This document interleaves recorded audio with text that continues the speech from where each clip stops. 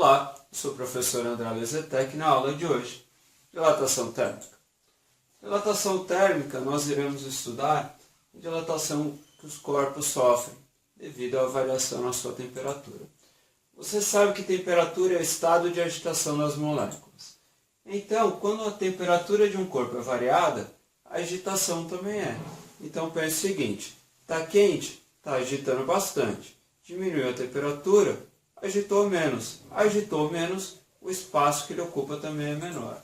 Então aqui basicamente você vai ter algumas consequências, e uma consequência disso é que o tamanho do corpo, as dimensões serão variadas. Então aqui nós temos um corpo.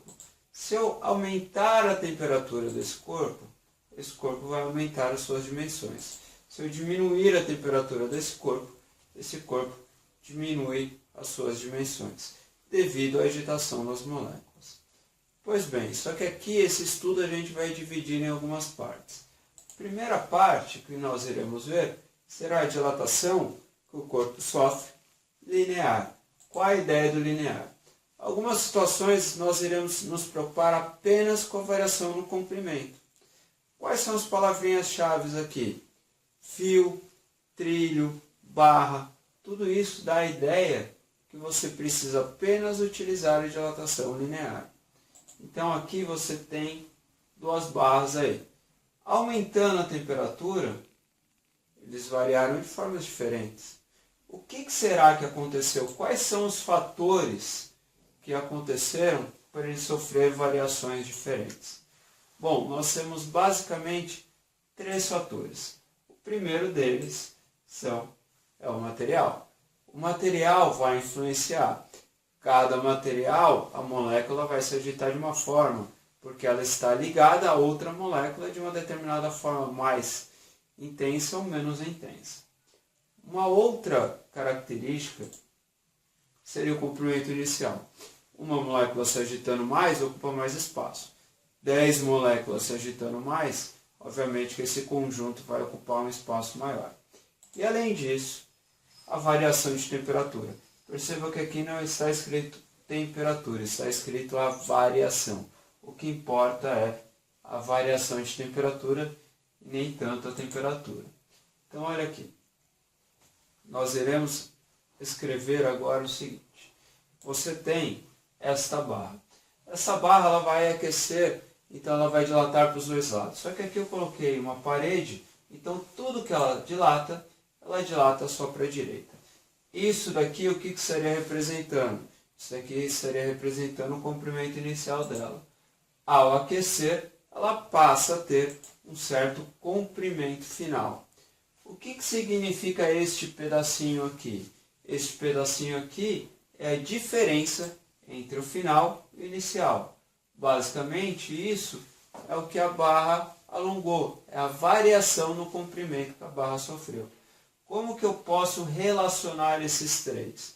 Se você olhar esta reta vermelha menos a reta azul, é exatamente a reta verde. Então a dilatação, como qualquer variação, sempre é o final menos o inicial. Só que nós vimos aquelas características que dependem da dilatação. Então, esta variação no comprimento, você pode calcular em função do comprimento inicial. Aqui tem um tal de alfa. O que é o alfa? Alfa chama-se coeficiente de dilatação linear. O material está aqui dentro. Cada material terá o seu coeficiente de dilatação. Este carinha aqui, ele depende também da temperatura. Então, no seu vestibular, na sua prova, vai estar um coeficiente de dilatação linear médio, para aquele intervalo de temperatura, para a variação de temperatura que o corpo vai trabalhar. Bom, essa aqui é a dilatação linear, só que você tem também dilatação superficial. Então, nós estaremos nos preocupando com a variação na área do corpo. Quais são as palavrinhas mágicas aqui? Chapa, principalmente chapa aqui. Quando você falar área, chapa, é este cara que você vai olhar. Então, olha aqui. Aquecendo esse corpo, ele vai variar. Só que agora ele variou tanto no comprimento quanto na largura. Como é que nós iremos escrever isso em função das outras características que nós já conhecemos? Pois bem, aqui nós iremos ver um corpo com uma área inicial. Se eu aquecer esse corpo, eu aquecendo esse corpo, ele passa a ter uma área final. Então ele teve aqui uma variação. Aqui eu coloquei novamente a área inicial só para você comparar. Então qual é a ideia? Esta área final, esta inicial. Como que eu acho a variação? A variação é sempre a final menos a inicial. Então aqui, em função das outras características, a variação da área é igual a área inicial, beta vezes delta θ. Quem que é esse beta? Esse beta chama-se coeficiente de dilatação superficial. Coeficiente de dilatação superficial. E qual a relação que existe entre o superficial e o linear? Esse daqui. O superficial, que é o beta, é igual a 2 vezes alfa. Isso daqui é uma aproximação. Então, se em algum teste você fizer esta aproximação e não der certo, não der a resposta, o que você vai ter que fazer? Calcular o comprimento, calcular a largura e aí calcular a área. Depois da superficial, nós iremos ver a dilatação volumétrica. Como é que é a dilatação volumétrica? Nós iremos nos preocupar com a variação no volume. Então, é aqui. Aquecendo, você aumentou o volume. Como é que você vai calcular a variação no volume? Final menos inicial. Em função das outras características, a variação no volume é o volume inicial, gama, delta θ. Quem que é o gama? Gama é 3 vezes alfa. E gama chama-se coeficiente de dilatação volumétrico. Então, você vai ter que prestar atenção naquilo que o exercício está te pedindo. Se é uma dilatação linear, se é uma dilatação superficial ou volumétrica. Okay? Muito cuidado que muitos exercícios de dilatação volumétrica, ele vai te dar o coeficiente linear e aí você tem essa relação. Mas antes de sair multiplicando por 3, você presta atenção, lê com calma o que ele está te falando. Para finalizar, você tem a dilatação dos líquidos. Então, se eu aquecer este carinha aqui, o volume do líquido vai aumentar. Então aqui eu tinha uma leitura inicial de 50 ml. E agora eu tenho uma leitura final de 55 ml.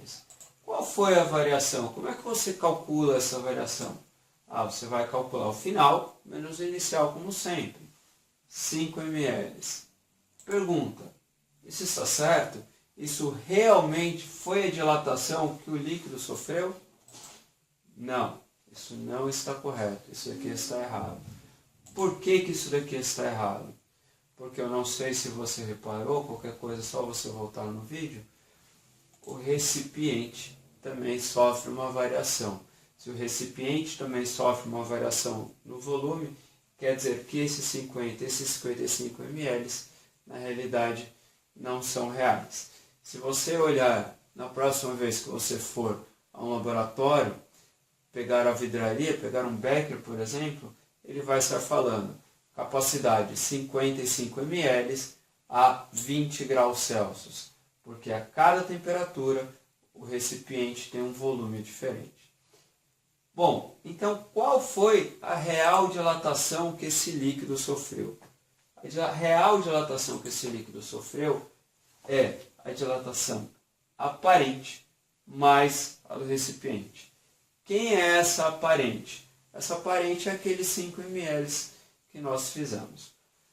A maioria dos exercícios não vão te falar isso daí, eles vão falar que houve um transbordamento, ele vai te colocar o recipiente cheio até a boca, e aí quando você aquece, o líquido derrama. Essa parte do líquido que foi derramada é o que nós chamamos de aparente. Na dilatação do líquido, você tem que somar a dilatação do recipiente para achar essa daqui. Bom, de dilatação, basicamente é isso. Até a próxima.